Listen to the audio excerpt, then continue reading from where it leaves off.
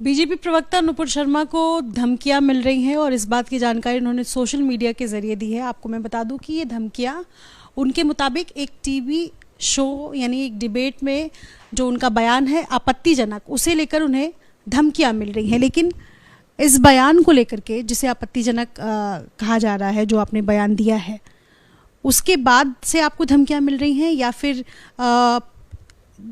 Alt news के जो fact checker है उन्होंने ट्वीट किया उसके बाद से मिल रही है? देखिए, सबसे पहले तो जो मैंने कहा है, मैंने कुछ रिलीजियस स्क्रिप्चर्स से पढ़ के बोला है। तो अगर आपको आपत्तिजनक लगता है तो वो तो सवाल ही बदल गया फिर, क्योंकि मेरी मंशा नहीं है कि मैं किसी भी धर्म विशेष की कहीं पे भी उसके खिलाफ नफरत फैलाऊं या इंसल्ट करूं या गाली गलौज करूं या फिर माहौल ख़राब करूं। जो लिखा है वो मैंने बोला है, और अगर वो कहीं गलत है तो आपको आपत्तिजनक लगता है तो फिर वो तो मैं कहूँगी कि मैंने तो नहीं लिखा और मैंने अपने मन से भी नहीं बनाया। अगर मैं गलत हूँ तो मैं इनवाइट करती हूँ किसी सीनियर इस्लामिक क्लरिक को आए और बताएं कि मेरे तथ्य बेकार हैं, मेरे तथ्य ठीक नहीं है, तो मैं अपने बयान को वापस भी लूँगी। परंतु जिस स्क्रिप्चर में से मैंने पढ़ के बातें कही हैं और बखूबी वही कहा है, उसको तोड़ मरोड़ के पेश करने वाले, एक बात पूरी होने दीजिए, एक अपने आप को फैक्ट चेकर कहते हैं, जिसको मैं फेक न्यूज़ स्प्रेडर कहती हूँ। वो कह रहे हैं कि मैंने गाली दी, बता दीजिए कहाँ दी।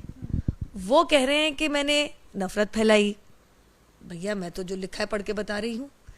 वो कह रहे हैं कि कहीं ना कहीं मैं माहौल ख़राब करने की और एक तरीके से हेट स्पीच टाइप कर रही हूँ।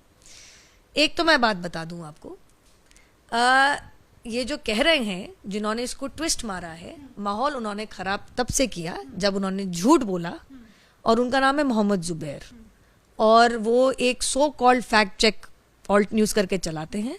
मैं उन्हें फेक न्यूज़ स्प्रेडर कहती हूँ कि जैसे मैंने उनसे पूछा कि आपने पूरी डिबेट क्यों नहीं अपलोड करी और आपने सिलेक्टिवली हेविली एडिट पोर्शन क्यों अपलोड किया, तो जवाब देने की जगह और फैक्ट चेक करने की जगह मुझसे कहते हैं कि जिस अन्य चैनल पे गई थी उस पे धर्म संसद की वीडियो अपलोड कर लो। भाई साहब, आप बहुत बड़े फैक्ट चेकर बताते हैं अपने आप को, जैसे मैं कहती हूँ फेक न्यूज़ स्प्रेडर। ना तो मैं किसी मीडिया चैनल में काम करती हूँ और धर्म संसद में ना तो मैं हिस्सा थी वहाँ पे, और ना मैं धर्म संसद का यहाँ सपोर्ट कर रही हूँ। मेरा सवाल आपसे ये है कि आपत्तिजनक शब्द इसलिए मैंने कहा क्योंकि अगर आपको वो आपत्तिजनक नहीं लगता है तो जो आपने कहा, जिस एडिटेड चीज़ को मतलब जो एडिटेड पोर्शन है जिसको डाला गया है मोहम्मद जुबैर की तरफ से, उस बयान को आप दोहरा सकती हैं? देखिए, साफ बात तो मैं इतनी कहूँगी कि अब ये मामला सब जुडिस है। जिस तरीके की 70,000 प्लस मुझे जान से मारने की धमकियां आई हैं, और मैं आपको बता दूं तो भारत से नहीं विश्व भर से आ रही हैं। क्या आया है मेरे लिए? गुस्ताखे रसूल की एक ही सजा, सर तन से जुदा। क्यों? क्योंकि मोहम्मद जुबैर ने कहा कि मैं नफरत फैला रही हूँ। क्या आ रहा है कि मेरी माता जी का सामूहिक दुष्कर्म हुआ तो मैं पैदा हुई, और इसीलिए मेरा और मेरी बहन के साथ सामूहिक दुष्कर्म होना चाहिए। क्यों? क्योंकि मोहम्मद जुबैर ने, जो ऑल्ट न्यूज़ वाले हैं, उन्होंने कहा कि मैं गाली गलौज कर रही हूँ। तीसरा, कि मुझे और मेरे परिवारजनों को जान से मारना पड़ेगा। क्यों? क्योंकि मोहम्मद जुबैर ने कहा कि मैं नफरत फैला रही हूँ। कृपया करके फैक्ट चेक करें, मैं इनवाइट करती हूँ। मैं मोहम्मद जुबैर को ज़्यादा इंटेलेक्चुअल नहीं समझती, ना जानकार समझती हूँ। मैं इनवाइट करूँगी कि कोई इस्लामिक क्लरिक आए। देखिए, हम लोकतंत्र में रहते हैं, ये जगह सिविल डिबेट की है। अभी मुझे कुछ थ्रेड्स आई हैं जिसमें मेरे बलात्कार के साथ ये कहा गया है कि हमारे कृष्ण भगवान तो सामूहिक बलात्कारी थे, फोटो के साथ आया है।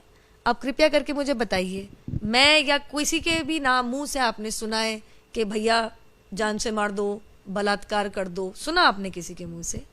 जिस तरीके का ये टारगेटिंग चल रही है, जिसमें करीबन 1 लाख मैसेजेस 70,000 बार पढ़ चुकी, मैं मजाक नहीं कर रही हूँ। अब तो 80 हो गया होगा कि मैं परेशान होंगी, कितना फॉलो कर लूंगी। सोशल मीडिया पर फोन कॉल। सुबह मेरे पुराने घर पे तो लोग एकत्रित हो गए थे पूछने के लिए नुपुर शर्मा कहाँ है। मैं आपके द्वारा, आपके माध्यम से, देखिए सिविल सोसाइटी में इस चीज की जगह नहीं है।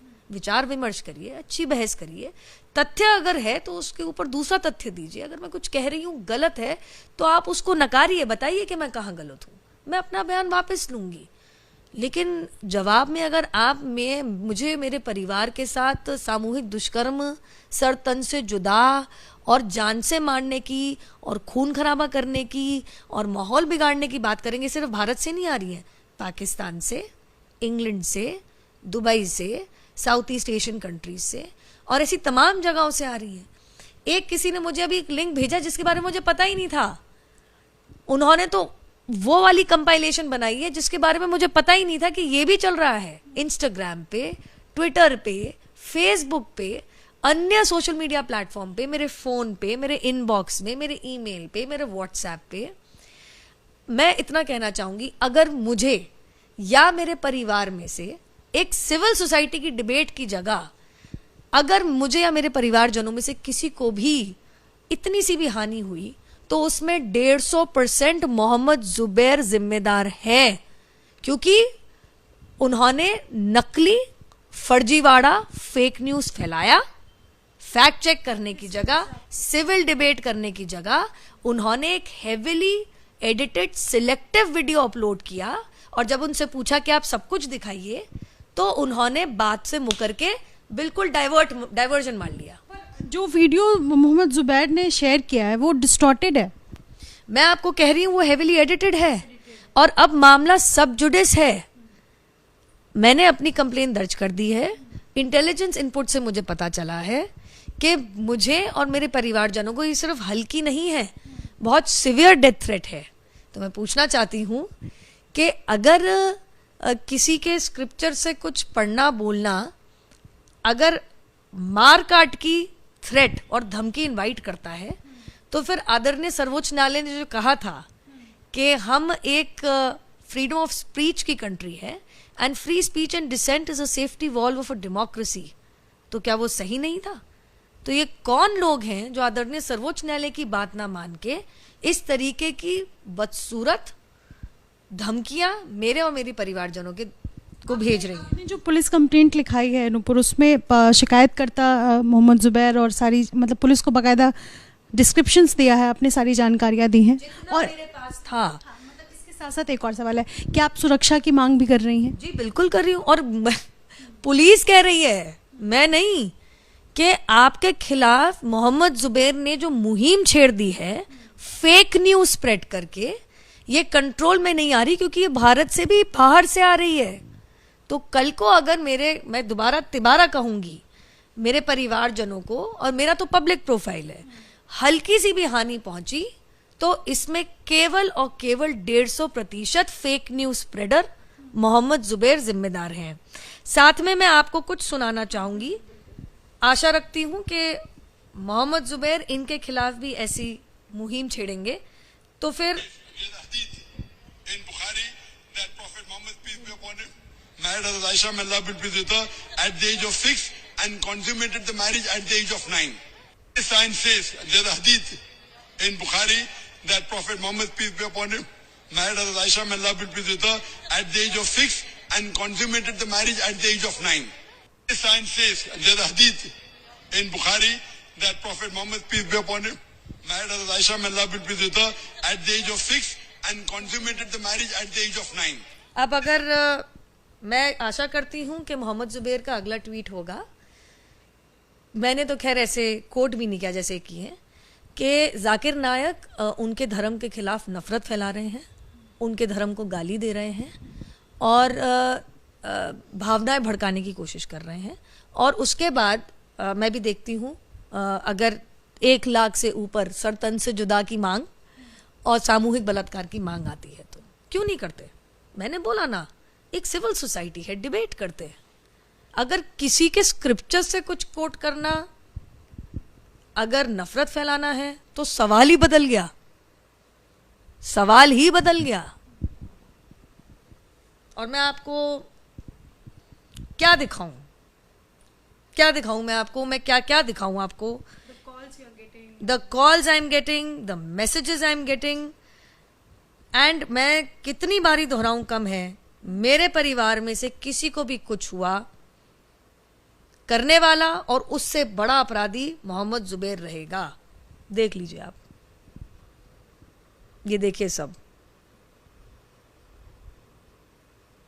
ये देख लीजिए आप सब।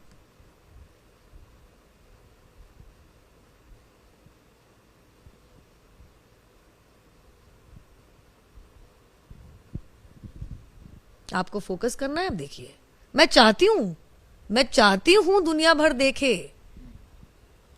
ये सभी एक ही समुदाय के लोगों की तरफ से आपको कॉल्स आ रहे हैं, मैसेजेस आ रहे हैं? मुझे तो लोग बना के भेज रहे हैं, मुझे बता रहे हैं, इसको कंपाइल करके भेजा है हमारे एक समर्थक ने कि दीदी आपके खिलाफ बहुत सीरियस मामला चल रहा है, कौन कौन से शहर से, कौन कौन से, वो लोग अपने आप। मेरे पास सच में इतना समय नहीं है अभी कि मैं 1 लाख पढ़ूं।